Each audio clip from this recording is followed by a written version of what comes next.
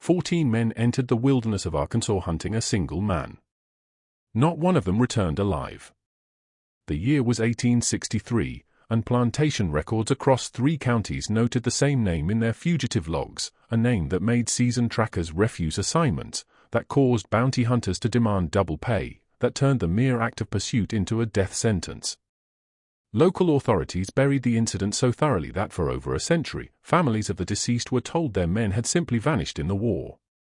But the truth, locked away in courthouse basements and private collections, tells a different story.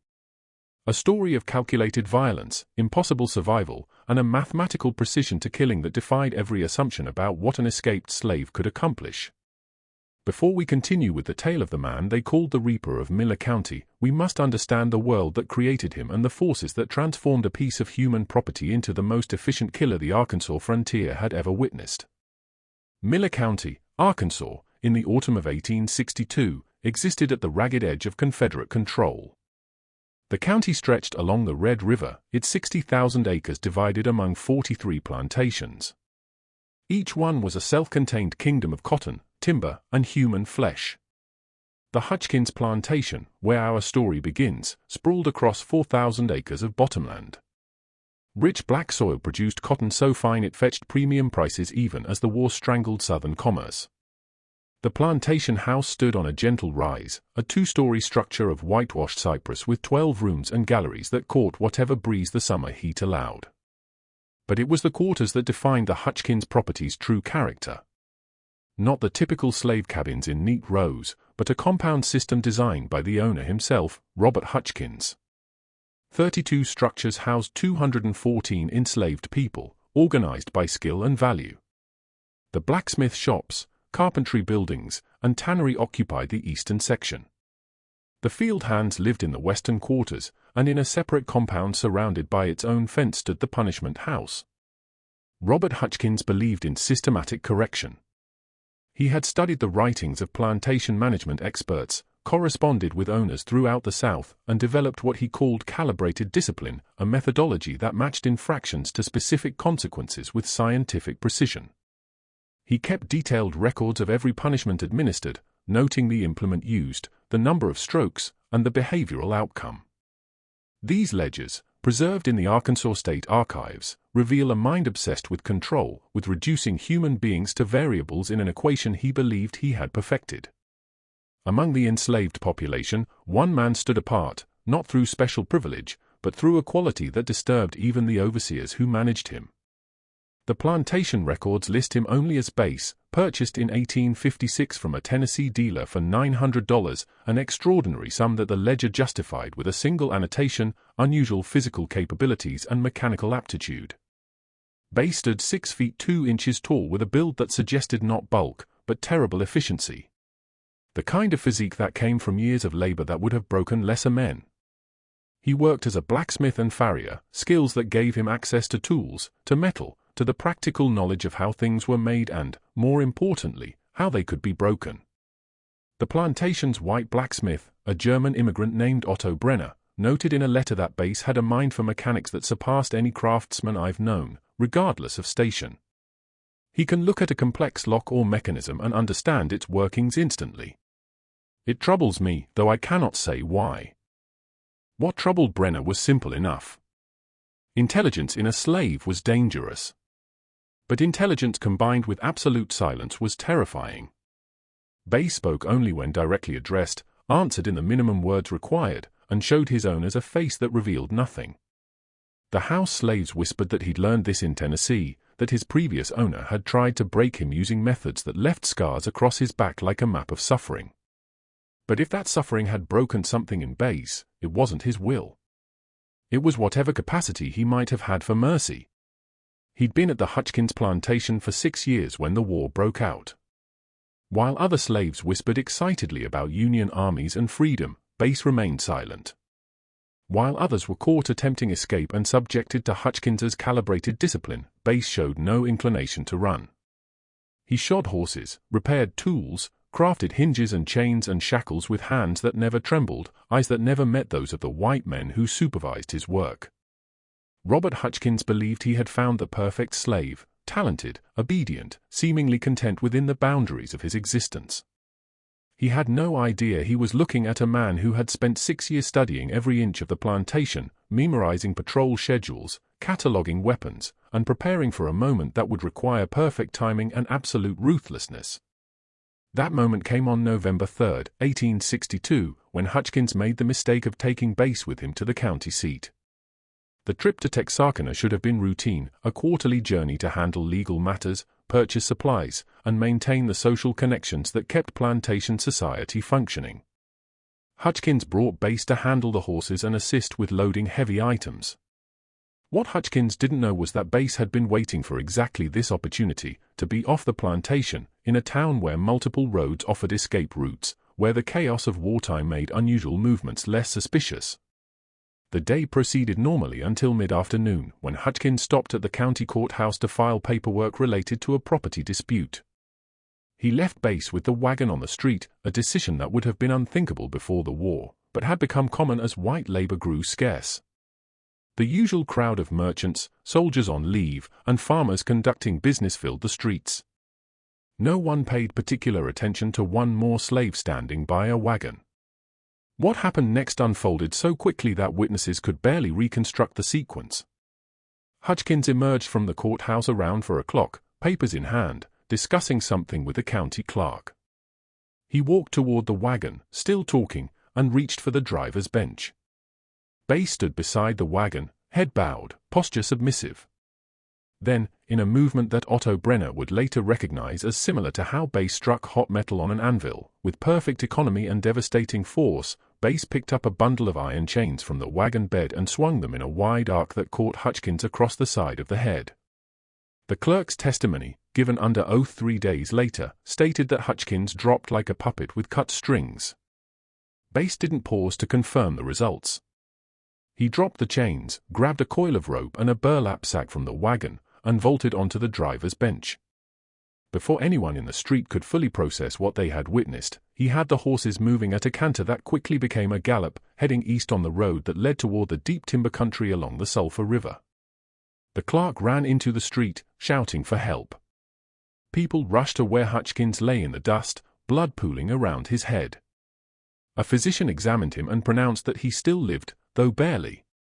Someone fired a rifle shot, the traditional signal that a slave had run. Within minutes, the alarm had spread through Texarkana like fire through dry grass.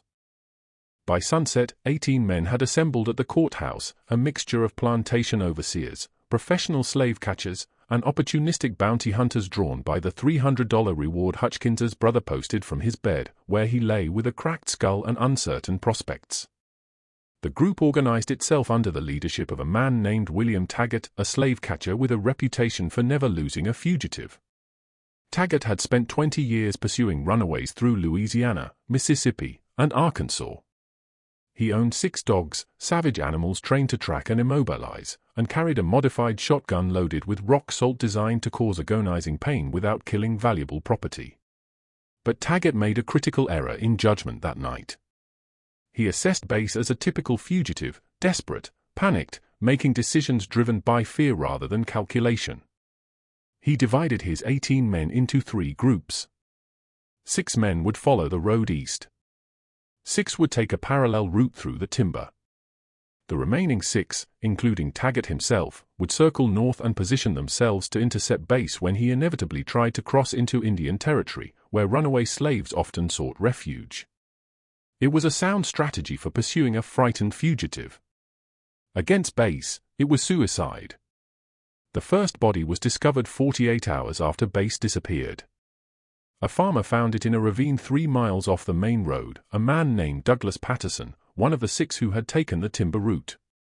Patterson had been strangled with such force that his larynx was crushed.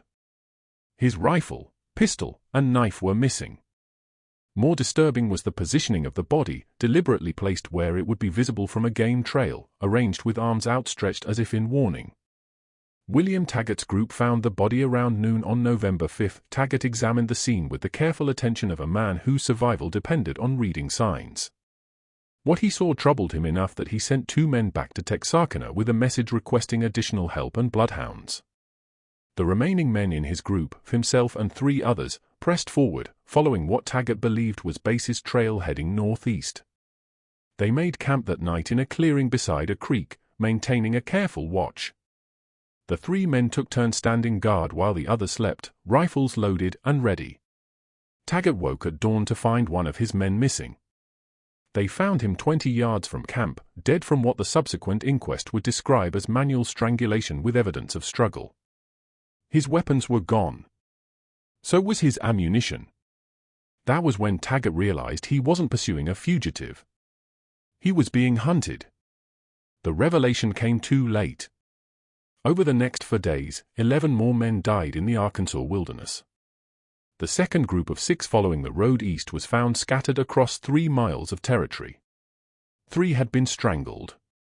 2 had died from what appeared to be blunt force trauma, killed by rocks or wooden clubs. 1 had drowned in 4 feet of water in a creek, held under with methodical patience. Their weapons had vanished. Their ammunition pouches were empty.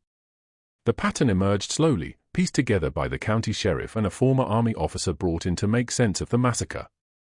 Bass wasn't running. He was conducting a systematic campaign of elimination using tactics that suggested military training or natural strategic genius. He had studied his pursuers' methods, anticipated their movements, and turned their own strategies against them. The division into smaller groups meant to cover more territory had made them vulnerable. Bass picked them off individually or in pairs, using darkness and terrain to his advantage. More disturbing were the details that emerged from examining the bodies and the kill sites. Bass had constructed deadfalls and snares along likely approach routes, traps that showed sophisticated understanding of weight distribution and trigger mechanisms. He'd stolen horses from 2 of the groups, using them to move quickly between locations before releasing them to muddy his trail. Most unnervingly, he'd apparently concealed himself in close proximity to his pursuers for extended periods, observing their habits, waiting for the perfect moment to strike. William Taggart died on November 9, found by a search party that had finally brought competent trackers and sufficient numbers, 23 men with military experience and proper coordination. Taggart had been killed in his bedroll, strangled while his companion slept 15 feet away. The killer had entered and exited the camp without alerting the sentries or the dogs. The weapons taken from Taggart included a particularly fine rifle and 2 pistols, adding to an arsenal that Bass had been systematically accumulating. The search party that found Taggart's body included a former Confederate officer named Captain James Hardesty, who'd been recalled from service specifically to lead the manhunt. Hardesty examined the scene with the eye of someone who'd seen combat. His report to the county commissioners, preserved in the Arkansas Historical Society archives, includes this assessment. The fugitive demonstrates tactical sophistication beyond that of most soldiers I've commanded. He shows patience, planning ability, and a willingness to take calculated risks. Most significantly, he shows no hesitation in killing, suggesting either complete moral detachment or a level of rage that has burned away normal human constraints. I believe we're dealing with someone who has decided his only options are victory or death, and has chosen to make his pursuers pay the highest possible price for his capture. By mid-November, Bass Reeves, for so the population had begun calling him, adding a surname that meant bailiff or steward, a bitter irony considering his systematic execution of those who represented law and order, had killed 14 men. The $300 reward had grown to $500, then $700, but professional slave catchers were refusing the assignment. Rumors spread through plantation communities. Some said Bass had military training from serving a previous owner who'd been an officer. Others claimed he'd learned tracking from Native Americans. A few whispered that he'd made a pact with darker forces, that no natural man could move so silently or kill so efficiently. But the truth was simpler and more terrifying. Bass had spent 6 years in absolute silence, watching and learning, converting every observation into practical knowledge. He'd studied how patrols moved, how trackers worked, how men thought when they believed themselves superior. He'd worked metal in a forge, learning about strength and breaking points, about leverage and force. And somewhere in those 6 years, he'd made a decision that whatever happened after escape, whoever came after him would learn that treating a human being as property came with a cost measured in blood. The military eventually became involved, not officially, but through Confederate officers on leave who saw the manhunt as an opportunity to maintain discipline among the enslaved population. If one escaped slave could kill 14 pursuers with impunity, what message did that send to the hundreds of thousands still held in bondage throughout the South? Captain Hardesty was joined by 2 other officers, and together they assembled a force of 32 men, former soldiers with combat experience, armed with military-grade weapons, and organized into a proper tactical formation. They spent 2 weeks searching the territory between the Red River and the Sulphur, using methods developed in warfare against Native American tribes, systematic sweeps, coordinated movements, and camp security that involved multiple sentries and defensive positions. They found signs of Bass's presence, cold campfires, evidence of game being dressed and cooked, tracks that suggested he was moving in a wide circuit through the region. But the man himself remained invisible, a ghost who left traces but never appeared. The truth that Hardesty's journals reveal, documents donated to the Arkansas Military History Museum by his descendants, is that Bass was conducting a different kind of war. While the search parties scoured the wilderness, he was moving along the periphery of civilization, approaching isolated farmsteads and small settlements under cover of darkness. He wasn't seeking confrontation. He was gathering intelligence. On November 28, Bass appeared at a small farm operated by a free black family named the Raeburns, 10 miles south of the main search area. The family's account, recorded decades later, describes a man who emerged from the darkness carrying weapons that identified him as dangerous, but whose demeanor suggested control rather than desperation. He asked for food and information.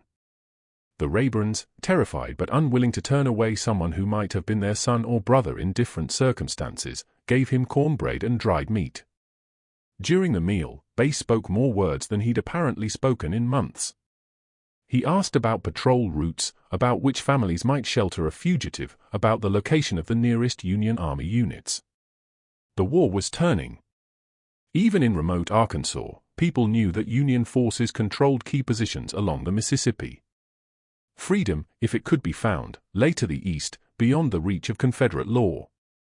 The Raeburns told Bass about a settlement of refugee slaves along the Arkansas-Louisiana border, a precarious community protected by Union gunboats on the river. They warned him the journey was over 100 miles through hostile territory, past dozens of plantations and military outposts. Bass listened, thanked them, and disappeared back into the darkness, but he didn't head east. Instead, he turned back toward Miller County, toward the territory where the search parties were concentrated. Hardesty's journals express bafflement at this decision. Every tactical consideration suggested Bass should flee as quickly and as far as possible. Why would he return to the area of greatest danger? The answer became clear on December 3 when the Hutchins plantation was attacked. The assault occurred around midnight when most of the plantation's population, enslaved and free, were sleeping.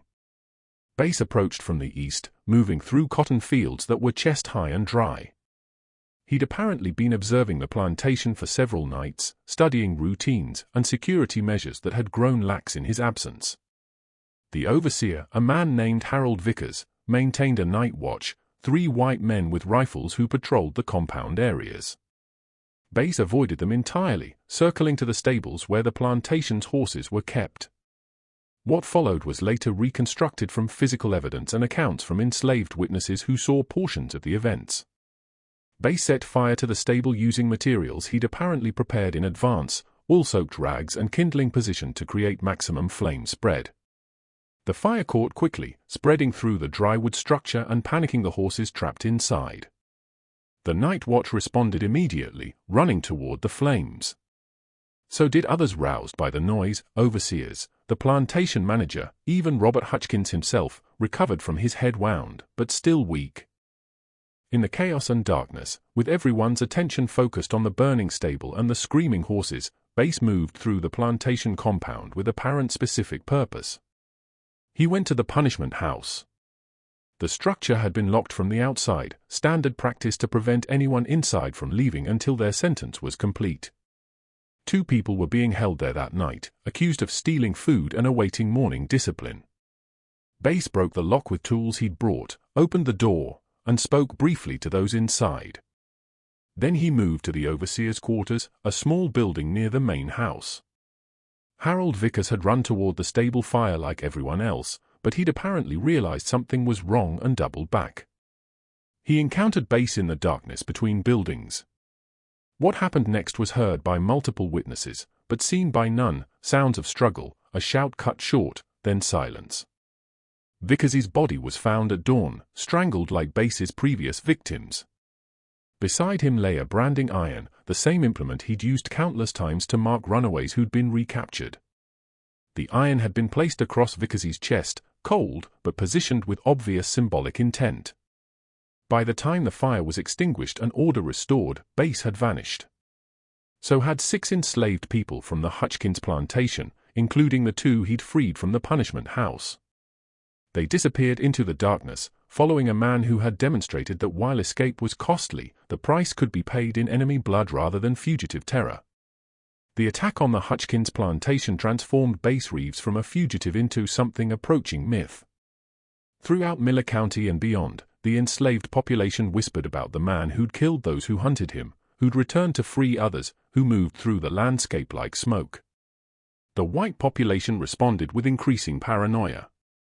Patrols doubled and tripled. Slave catchers demanded outrageous fees. Plantation owners slept with loaded weapons beside their beds. But the Confederate authorities faced a dilemma. The war was consuming men and resources. Every soldier dedicated to hunting one fugitive was a soldier not fighting Union forces, and Bass had now demonstrated that pursuit meant casualties. The 14 men he'd killed represented a significant loss for a county that had already sent most of its able-bodied white men to military service. Captain Hardesty proposed a different approach. Rather than continuing active pursuit, his strategy involved establishing a perimeter and waiting. Bass had to eat, had to find shelter, had to eventually move toward Union lines if he truly wanted freedom. Hardesty positioned his forces at key river crossings and along major roads. He coordinated with neighboring counties, creating a network of checkpoints and patrols designed to catch Bass when he inevitably attempted to travel east. For 3 weeks in December, the strategy seemed to work. There were no sightings, no attacks, no signs of Bass's presence. Hardesty believed the fugitive was holed up somewhere, possibly wounded, definitely running low on supplies. Winter was setting in, cold, rainy weather that made outdoor survival increasingly difficult. Time, Hardesty believed, was now working against Bass. He was wrong. Bass hadn't stopped moving. He'd adapted his strategy, recognizing that the systematic pursuit had been replaced by a containment effort. Rather than avoiding detection through wilderness skills alone, he began using the enslaved population's informal communication network, the grapevine telegraph that transmitted information between plantations through field hands, house servants, and the few free black people who could travel with relative freedom. Through this network, Bass learned about patrol schedules, checkpoint locations, and the identification papers that free black people carried. On December 18, a free black farmer named Samuel Hayes reported to authorities that his papers had been stolen from his home while he worked his fields. The theft seemed minor, such papers could be replaced, but it represented something more significant. Bass now had documentation that would let him move along roads in daylight, reducing his dependence on wilderness travel. Just when we thought we'd seen it all, the horror in Miller County intensifies. If this story is giving you chills, share this video with a friend who loves dark mysteries. Hit that like button to support our content, and don't forget to subscribe to never miss stories like this. Let's discover together what happens next. On December 22, Bass crossed the Sulphur River at a point 10 miles north of Captain Hardesty's picket line. He'd spent days observing the patrols, timing their movements, identifying the gap in coverage that existed for approximately 40 minutes each afternoon when shift changes occurred. He traveled as Samuel Hayes, carrying stolen papers and leading a horse he'd taken from an isolated farm. Anyone who saw him saw a free black man going about legitimate business. By December 24, he was 40 miles east of Miller County, well beyond the practical range of pursuit. He'd entered territory contested between Confederate and Union forces, where authority was fragmented and enforcement inconsistent. The 6 people he'd freed from Hutchins plantation were scattered across the region.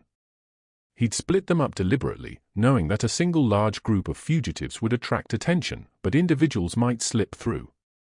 Bass himself continued east, moving toward the Mississippi River and the Union positions beyond. He traveled at night when possible, stayed in free black communities when he could find them, and showed the same patience and calculation that had kept him alive through 2 months of being the most hunted man in Arkansas.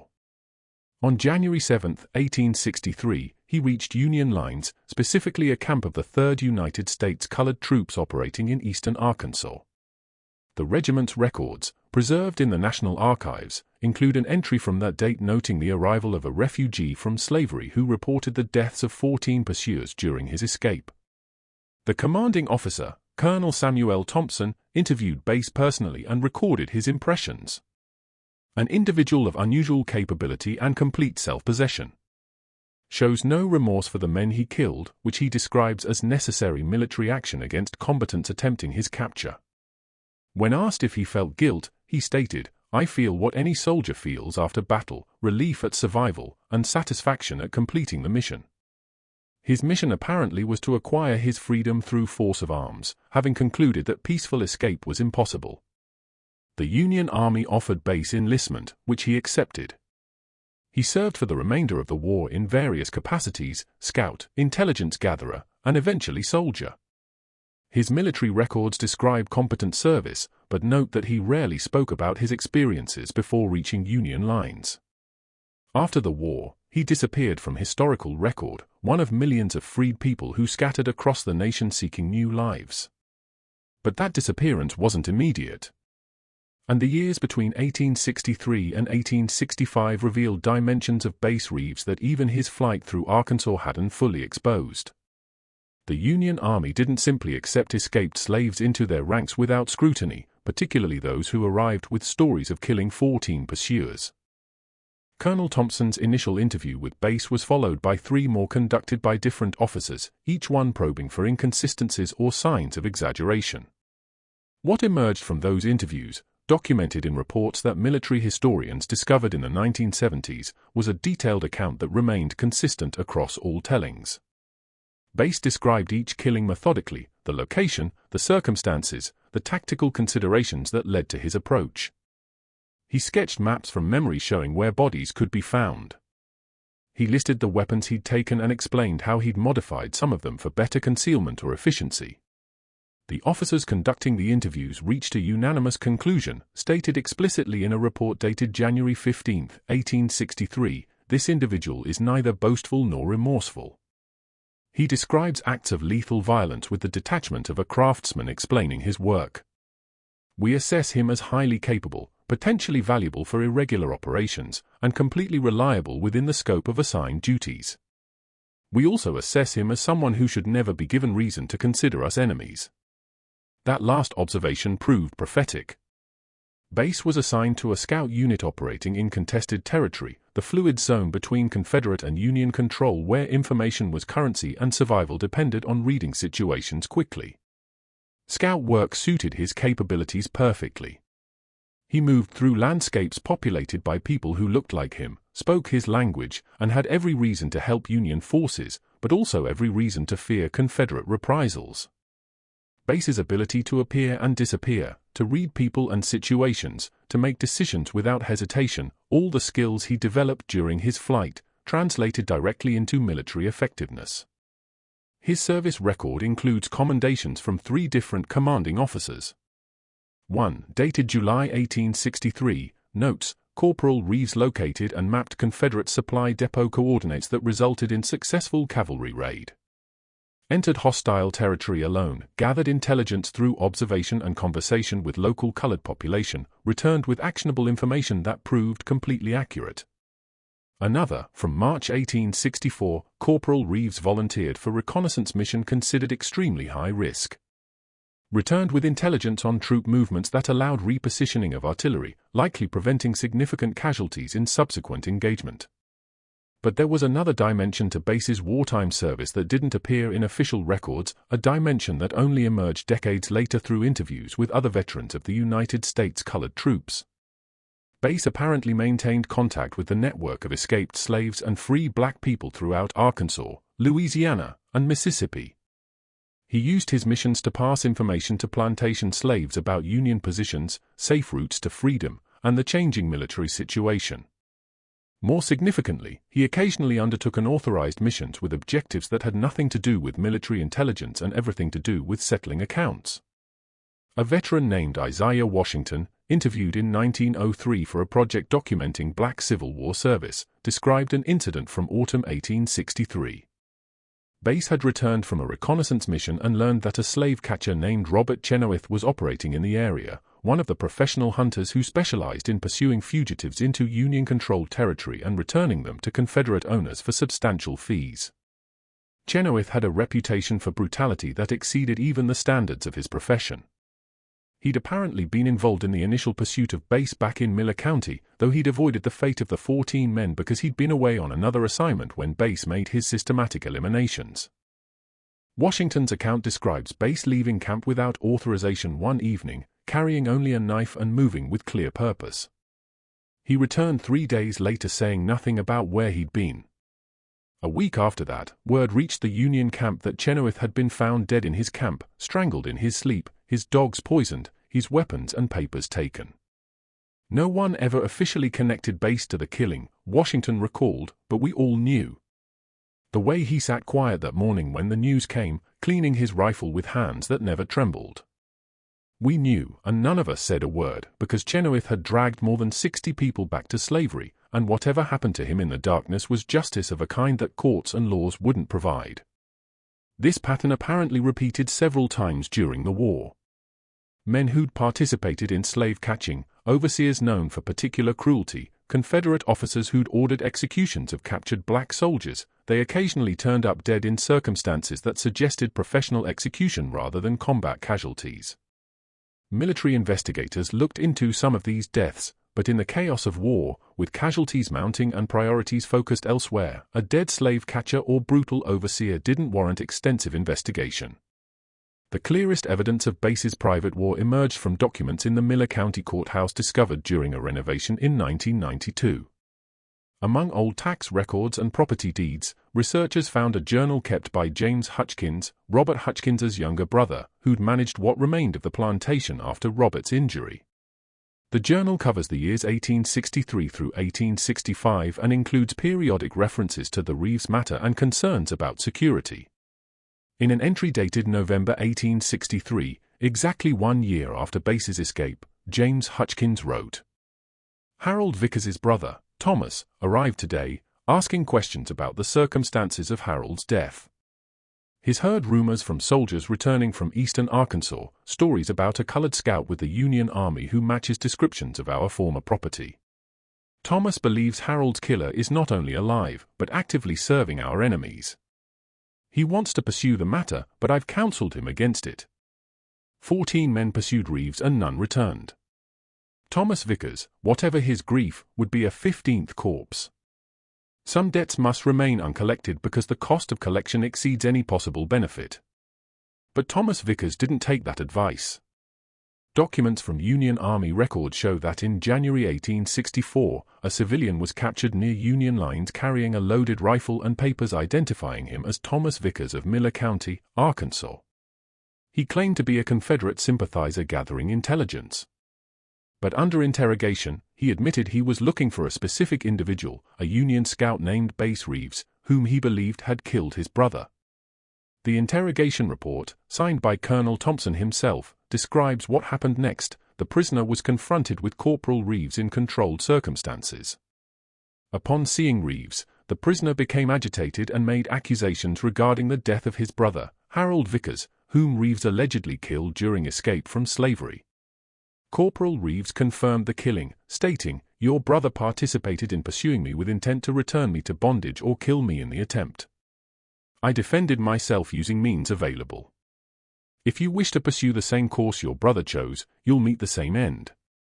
Otherwise, you have the opportunity he lacked, the opportunity to walk away and live." The prisoner was subsequently transported to Prisoner Exchange Point and released to Confederate custody. Whether Thomas Vickers took Bass's advice or not remains unknown. His name doesn't appear in subsequent military records, and he's listed in Confederate pension applications after the war, suggesting he survived. But the incident reveals something crucial about Bass's psychology during this period. He wasn't hiding from his past. He owned what he'd done completely, without apology or justification beyond the simple logic of self-defense and survival. As the war entered its final year, Bass's reputation within the colored troops had grown to near-legendary status. New recruits heard stories about the man who'd killed 14 slave catchers during his escape. Veterans who'd served with him told different stories about his patience on reconnaissance, his ability to move through hostile territory, his habit of sitting silent through conversations until someone asked him a direct question, at which point he'd provide a concise, accurate answer and return to silence. That silence extended to his personal history. Despite serving alongside hundreds of other men who'd escaped slavery, Bass never spoke about his life before November 1862. Other soldiers shared stories of families left behind, of owners they'd served, of the routes they'd taken to freedom. Bass offered nothing. When directly asked, he'd deflect with variations of, "That life ended when I took the chains off Hutchins's wagon. What matters is what comes next." What came next, as the war ended in April 1865, was a choice faced by 4 million newly freed people: where to go, what to do, how to build lives in a nation that had defined them as property for 2.5 centuries. For many veterans of the colored troops, the choice involved staying near where they'd served, taking advantage of land opportunities or military connections. For Bass, the choice apparently involved complete separation from his past. The last definitive military record of Bass Reeves is dated June 18, 1865, a discharge certificate noting completion of service and providing basic physical description. Bass Reeves, colored, age approximately 35 years, height 6 feet 2 inches, identifying marks including scars on back consistent with whipping. Served with distinction in 3rd United States Colored Troops from January 1863 through June 1865. Commended for reconnaissance work and intelligence gathering. Authorized for veterans' pension upon reaching appropriate age. After that date, the historical record becomes fragmented. Scattered mentions in documents that may or may not refer to the same individual. A B. Reeves appears in an 1867 Memphis City directory listed as a blacksmith. A Bass Reeves is mentioned in an 1870 newspaper from Fort Smith, Arkansas, describing a dispute over property rights.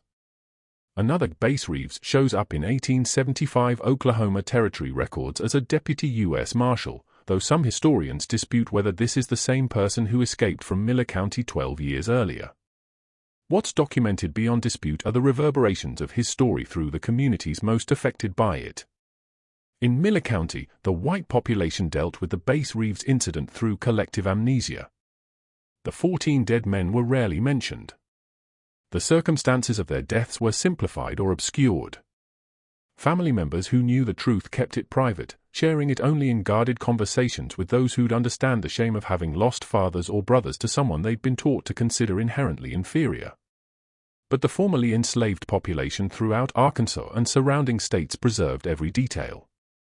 The story was told and retold, often embellished, but maintaining its essential core. One man had refused to accept bondage, had fought with systematic efficiency, had killed everyone sent to recapture him, and had walked away to freedom.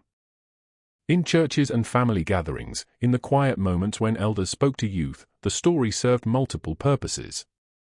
It was inspiration, proof that resistance was possible. It was warning, freedom came with terrible costs. And it was testament to a truth that slavery's defenders had desperately tried to suppress, that intelligence, capability, and deadly competence existed independent of skin color or social status. The psychological impact on those who'd known Bass personally was particularly profound. Otto Brenner, the German blacksmith who'd worked alongside Bass at Hutchins's plantation, gave an interview to a Memphis newspaper in 1871. In it, he reflected on the 6 years he'd spent teaching Bass advanced blacksmithing techniques. "I believed I was training a valuable worker. I didn't understand I was arming a weapon. Every skill I taught him, how to analyze a lock's mechanism, how to assess metal strength, how to use leverage for maximum force, he absorbed and catalogued for future use. When I learned what he'd done after escaping, my first reaction was horror. My second was professional admiration. He'd taken theoretical knowledge and applied it with practical genius under conditions that would have broken most men, My third reaction, which haunts me still, is recognition that if I had been in his position, subjected to what he'd endured, I would have done exactly the same things, or tried to, though I doubt I'd have survived as he did. The documents that tell Bass Reeves's complete story are scattered across dozens of archives, courthouse basements, and private collections. Assembling them requires the kind of patient, systematic work that Bass himself demonstrated during his escape, gathering individual pieces, analyzing how they fit together, recognizing patterns that reveal larger truths. The effort is complicated by deliberate obfuscation. Officials in Miller County and surrounding areas apparently made conscious decisions to minimize documentation of the incident, recognizing that detailed records would serve as permanent evidence of their failure to recapture one escaped slave despite devoting extraordinary resources to the pursuit. But absence of documentation tells its own story. The Miller County Sheriff's records for November and December 1862 show an unusual gap. Routine reports resume in January 1863 without any explanation for the missing weeks. The county commissioners' meeting minutes from that period mention expenses related to fugitive recovery but provide no details about the fugitive, the recovery efforts, or the outcomes. Tax records show 14 death certificates filed between November and December 1862, but the causes of death are listed generically as misadventure, accident, or simply a deceased. The families of the dead men, however, kept their own records. Estate settlements, property transfers, and pension applications documented in state archives reveal the human cost of the pursuit. Douglas Patterson, the first man killed, left a wife and 3 children who lost their farm within 2 years of his death, unable to maintain it without his labor. William Taggart's widow filed for a Confederate pension in 1868, claiming hardship based on her husband's death in service to the state. The application was denied because Taggart hadn't been formally enlisted in military service. Slave catching, however dangerous, didn't qualify for veteran benefits. The collective economic impact on Miller County was substantial. 14 men represented a significant portion of the county's law enforcement and labor management capacity. Their deaths, combined with the disruption caused by Bass's attack on Hutchins Plantation, contributed to a breakdown in plantation discipline that accelerated as Union forces gained control of Arkansas. Enslaved people who'd heard about Bass's successful escape and violent resistance began their own escape attempts. Some succeeded. Others were caught and subjected to punishments that grew increasingly severe as owners tried desperately to maintain control over property that understood it would soon be freed. Robert Hutchins never recovered from the trauma of Bass's attack. Medical records from a Memphis physician, preserved in that city's medical archives, describe treating Hutchins in 1864 for symptoms that included persistent headaches, memory problems, and paranoid anxiety. The physician's notes describe a man convinced that his former property will return to complete the work started with the chain strike. Patient maintains loaded weapons at all times, starts at sudden sounds, and reports difficulty sleeping. Physical examination shows healed skull fracture with possible permanent damage to brain tissue. Psychological condition appears rooted in assault trauma combined with recognition that social order he'd assumed permanent is collapsing around him. Hutchins sold his plantation in March 1865, taking a substantial loss because buyers recognized that slave-based agriculture was ending. He moved to Texas, purchased a small farm, and died in 1869, according to his death certificate, from complications of old head injury. His obituary in the Tyler, Texas newspaper made no mention of how he'd received that injury, describing him simply as a former Arkansas planter who'd relocated after the recent unpleasantness. The Hutchins Plantation property itself underwent transformation that reflected the broader changes sweeping through the South. During Reconstruction, portions were sold to formerly enslaved people through programs designed to redistribute land. By 1870, the 4,000-acre plantation had been divided into 37 small farms, most operated by black families. The plantation house was purchased by a northern teacher who'd come south to establish a school for freed people. The slave quarters were torn down, their materials reused to build new structures. And the punishment house, that building where Bass had freed 2 people during his midnight raid, was burned in a ceremony that descendants of those involved described as necessary cleansing of cursed ground. Physical evidence of Bass's journey through Arkansas occasionally surfaced in unexpected ways. In 1873, a farmer clearing land near the Sulphur River discovered a cache of weapons buried in a hollow tree: 3 rifles, 2 pistols, ammunition, and a knife, all wrapped in oiled cloth. The weapons matched descriptions of those taken from the men Bass killed, suggesting he'd hidden them as he moved toward Union lines, unable to carry everything, but unwilling to leave them where they might be found and used against others seeking freedom. In 1889, construction workers excavating for a new courthouse in Texarkana unearthed what appeared to be a prepared campsite, a depression in the ground covered with cut branches positioned to provide concealment while offering views of the surrounding area. Among the remnants were fragments of leather that might have been from shoes or bags, fire-hardened stones that could have been used for cooking, and metal fragments that might have been tools. Local historians speculated this might have been one of Bass's hiding places during his flight, though conclusive proof was impossible. The most significant discovery occurred in 1938 when a descendant of Otto Brenner donated his ancestors' papers to the Arkansas State Historical Society. Among them was a letter Brenner had written but apparently never sent, dated December 1862. In it, he reflected on Bass's escape and the subsequent killings. "I am troubled by what Bass has done. Yet I cannot condemn him. For 6 years, I worked alongside him, teaching him skills while remaining ignorant of the man I was teaching. He never complained, never showed anger, never gave any indication of the calculations proceeding behind his eyes. Now I understand that silence was survival strategy. Any word, any expression, any moment of inattention could have triggered the kind of attention that made life unbearable.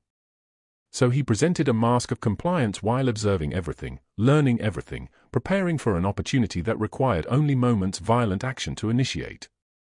The men he killed believed they were pursuing property. They died learning they were hunting a human being who decided life as property wasn't life at all, that death was preferable to continued bondage, and that anyone participating in his recapture was an enemy to be eliminated without hesitation or mercy. We condemn him for this. But what else could he do? Submit peacefully to recapture? Return docilely to chains? Beg for mercy from men who'd built their livelihoods on denying mercy to people who looked like him? I think of the locks I taught him to analyze, the mechanisms I showed him how to disassemble, the principles of leverage and force I explained without understanding how he'd apply them. I armed him intellectually and didn't realize it. But someone else armed him morally: every overseer who'd struck him, every owner who'd sold him, every slave catcher who'd pursued others, every element of the system that treated human beings as livestock.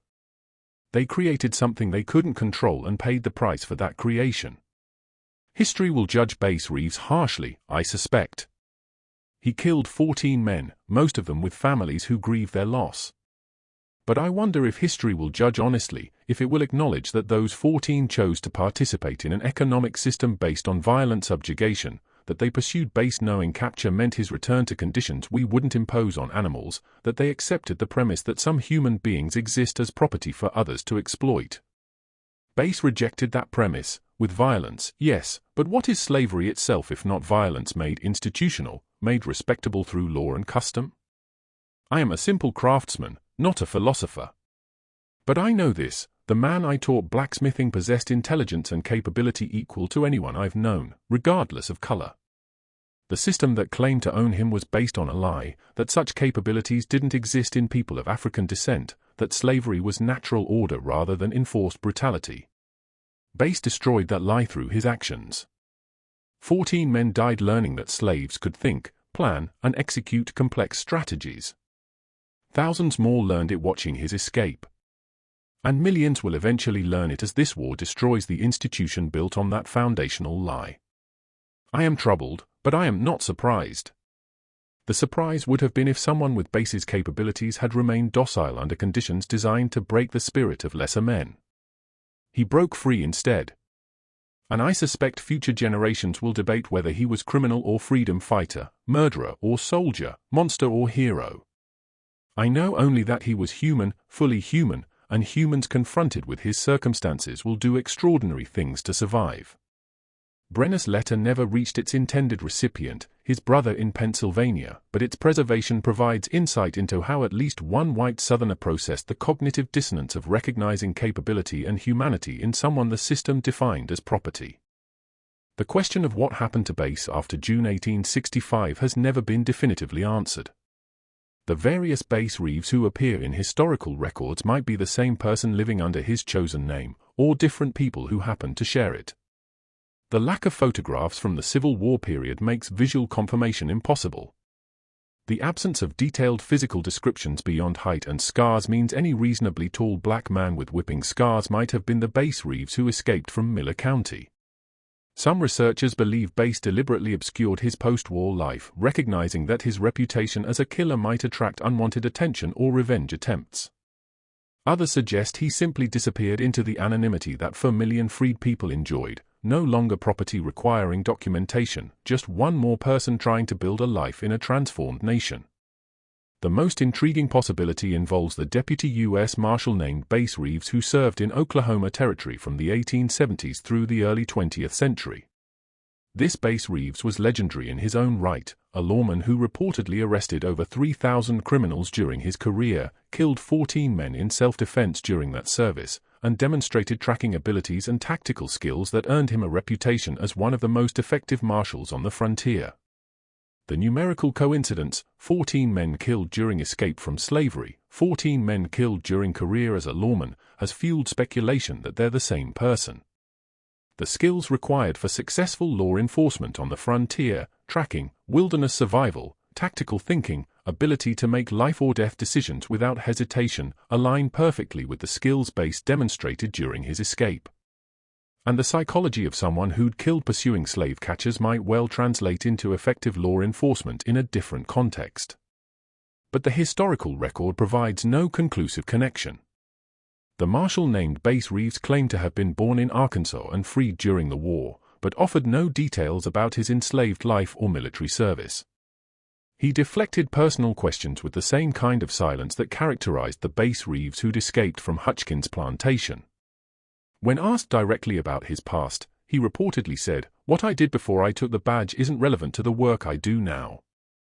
Judge me by present actions, not past circumstances."